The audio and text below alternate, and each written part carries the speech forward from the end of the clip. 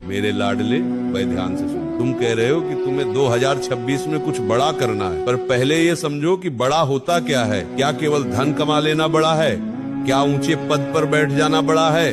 दुनिया की दृष्टि में जो बड़ा है वो प्रभु की दृष्टि में बहुत छोटा हो सकता है। अगर तुम सच में सफलता चाहते हो तो ये सफलता का सत्संग अपने हृदय में उतार लो। अगर तुम अपनी इंद्रियों के गुलाम हो, अगर तुम सुबह अपने आलस्य को नहीं जीत सकते, अगर तुम अपने मोबाइल की छोटी सी स्क्रीन के आकर्षण को नहीं छोड़ सकते, तो तुम दुनिया क्या जीतोगे। 2026 तुम्हारा तब होगा जब तुम आज को जीतोगे। सफलता बाहर की वस्तु नहीं है, ये तुम्हारे भीतर के अनुशासन का परिणाम है। जिस दिन तुम अपने मन के कहने पर चलना बंद कर दोगे और अपने विवेक बुद्धि के कहने पर चलना शुरू कर दोगे, समझ लेना तुम्हारी विजय यात्रा शुरू हो गई। समय की बर्बादी साक्षात मृत्यु है। तुम कहते हो 2026 में बड़ा करना है, लेकिन तुम्हारा आज का समय कहाँ जा रहा है? व्यर्थ की बातों में, दूसरों की बुराई करने में, या केवल कल्पना की दुनिया में जीने में। जैसे हम भोजन करते हैं शरीर के लिए, वैसे ही बुद्धि के लिए सही विचार चाहिए। कुसंग, गलत साथ और गलत कंटेंट से बचो। एक दिन जोश में आकर 18 घंटे काम करना सफलता नहीं है। हर रोज नियम से, बिना थके, बिना रुके अपने लक्ष्य की ओर बढ़ना ही असली तपस्या है।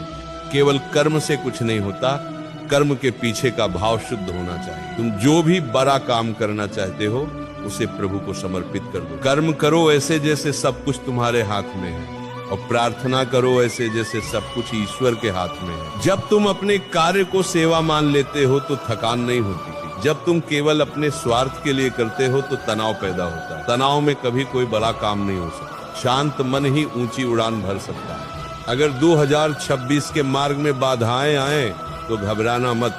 गिरना बुरा नहीं है, गिरकर पड़े रहना बुरा है। हर ठोकर तुम्हें ये सिखाने आती है कि तुम्हारे चलने के तरीके में कहाँ कमी थी। जो हार से डर गया वो कभी बड़ा नहीं कर सकता। याद रखना, जीभ पर नियंत्रण रखो, सात्विक आहार लो, विचार शुद्ध रहेंगे। कानों पर पहरा दो, केवल वही सुनो जो तुम्हें तुम्हारे लक्ष्य की ओर ले जाए।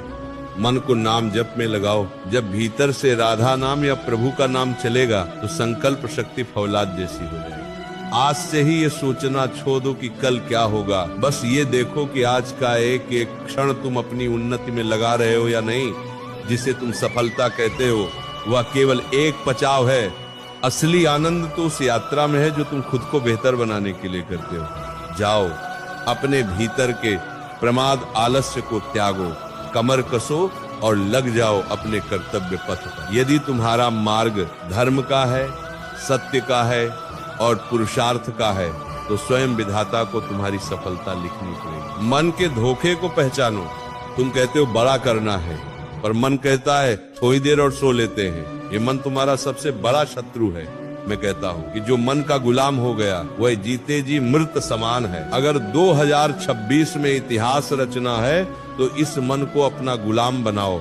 जब मन कहे कि थक गए हो तो उससे कहो कि अभी तो शुरुआत हुई है। जब मन कहे कि कल कर लेंगे तो उसे कसकर पकड़ो और कहो कि अभी इसी वक्त करेंगे। सफलता की पहली सी ही इंद्रिय दमन है। जो अपनी जीभ, अपनी आंख और अपने समय पर नियंत्रण नहीं रख सकता वह साम्राज्य क्या खाक संभालेगा।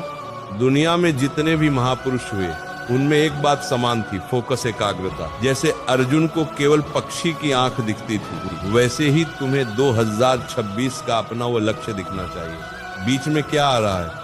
सोशल मीडिया की रील, व्यर्थ की गपशप, इन सबको कचरा समझकर बाहर फेंक दो। याद रखो, भी हमेशा आसान रास्ता चुनती है, पर जरूरी नहीं कि वो सही हो। तुम्हें अपना रास्ता खुद बनाना है और वह रास्ता एकांत से होकर गुजरता है। थोड़े दिन के लिए अकेले होना सीखो। भी में रहोगे तो भी जैसे ही बन जाओगे। एकांत में रहोगे तो निखर जाओगे।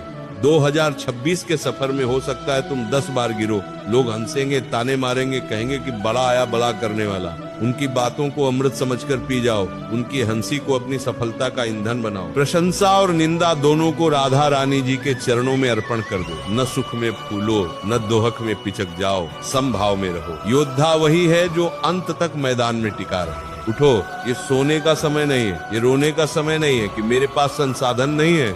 संसाधन नहीं, संकल्प चाहिए। अभी इसी क्षण प्रतिज्ञा करो, मैं अपने समय का 1 मिनट भी व्यर्थ नहीं करूंगा।